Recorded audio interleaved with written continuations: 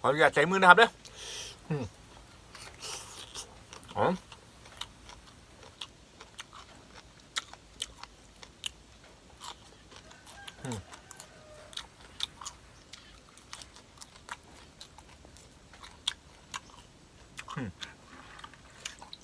หวานลงอีกพี่น้อง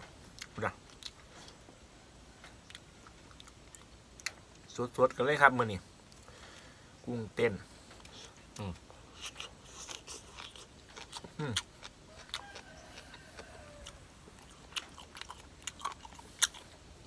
อืมโอ้จวดครับพี่น้องสวัสดีพี่น้องป้องไปสุขุสุขคนครับผมมาพอกันเลยนะครับกับปลาป่อนหน้านี่พี่น้องเด้อมื้อนี้กับมีนี่ครับนี่ตำทะเลพี่น้องเพียมาเสียบๆน้ำปลาป่อนพี่น้องพักห้องกับมีผักคอดนี่ครับนี่ทั่วงอกพี่น้องกับขาดไปได้พี่น้องเอ้ยเนี่ยที่เด็ดเลยครับนี่ซิกเนเจอร์ของเราวันนี้ครับเนี่ยห้วยเลยกุ้งเต้นพี่น้องโอ้เบน้ำคุบกันหมดวันนี้ มาพี่น้องมาเสียบๆน้ำปลาป่อนครับผมเพียหินยุข่างก่อไปพี่น้องเอ้ยเสียบๆผลครับมื้อนี้เดี๋ยวแนวมาตอนพี่ตอนน้องมื้อนี้ตำคุ้งจำให้เลย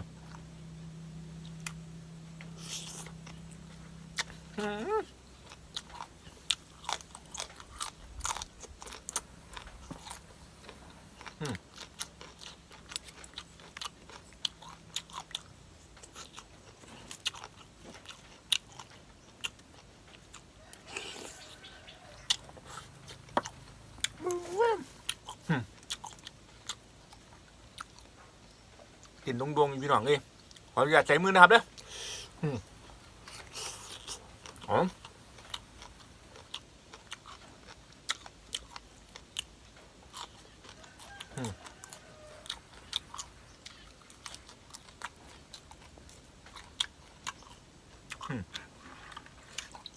หวานลงอีกพี่น้อง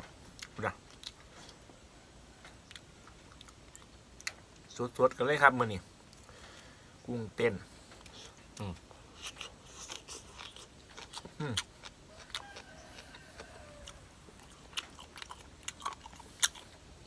อืมโอ้จวดครับพี่น้องอืม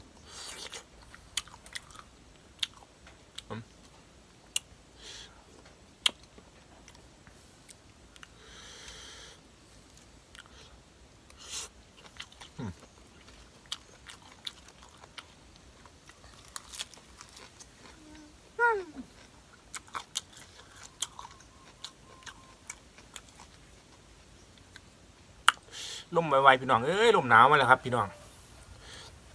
ไต่ห่มไผ่เข้ามานี่เย็นสบายมานี่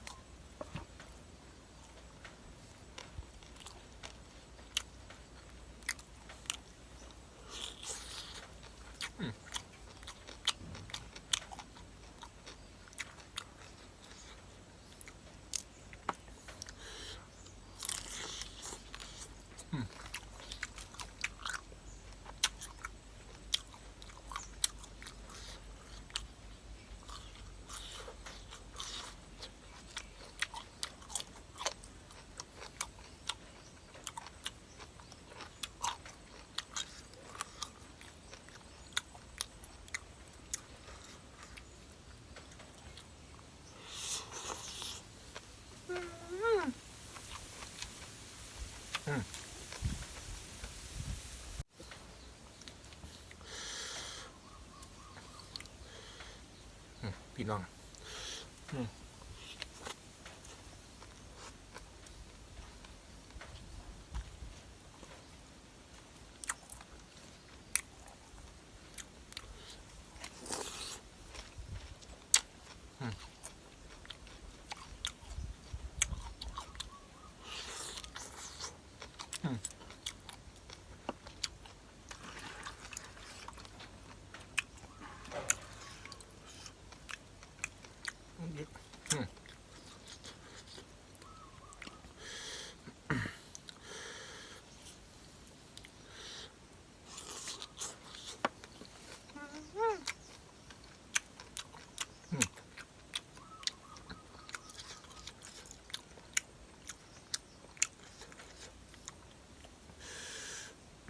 จวดค่ะขนาดพี่น้อง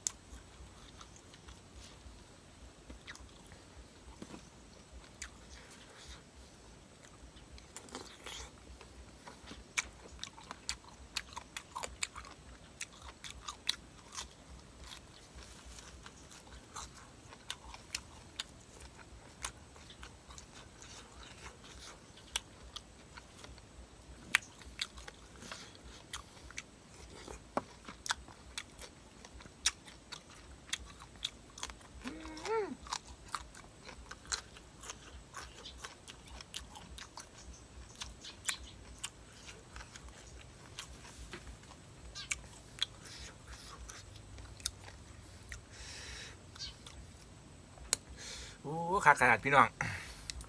เพียคำยังไงจำลงไป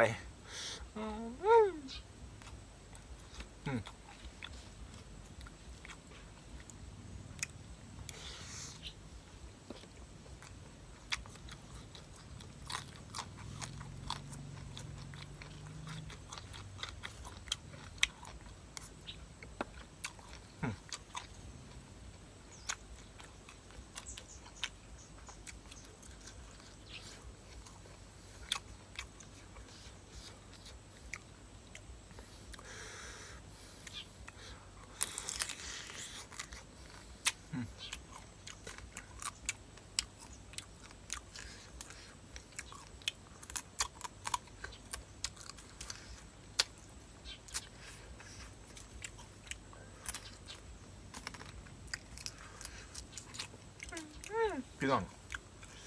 คักเลยครับเนี่ย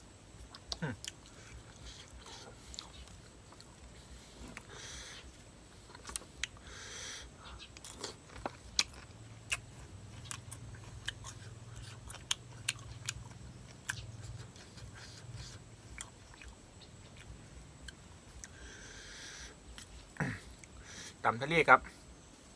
อีกุ้งเตียนบานเท่าพี่น้อง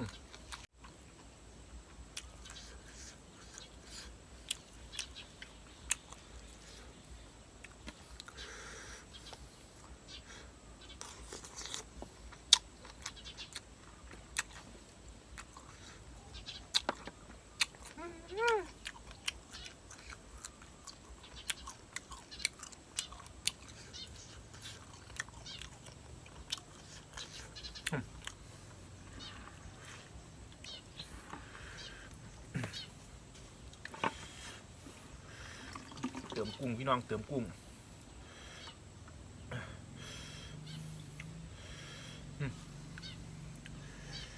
สดๆเลยพี่น้องมุมมันหลด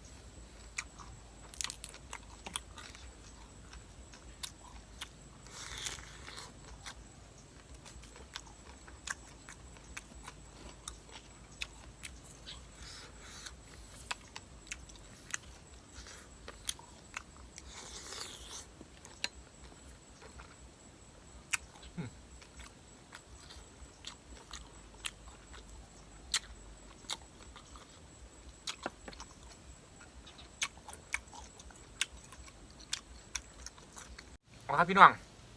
มื้อนี้ก็เอาไปเพียงเท่านี้นะครับเนาะบ่าวปอนก็ขอบคุณท่านผู้ชมเด้อครับเด้อที่เขามารับชมรับฟังมากดแชร์กดไลค์กด Subscribe ให้บ่าวปอนนะครับเด้อเขาว่าติดตามกันหลายๆเด้อครับเด้อมื้อนี้บ่าวปอนก็เอาไว้เพียงเท่านี้นะครับเนาะมื้อนี้ก็สวัสดีครับ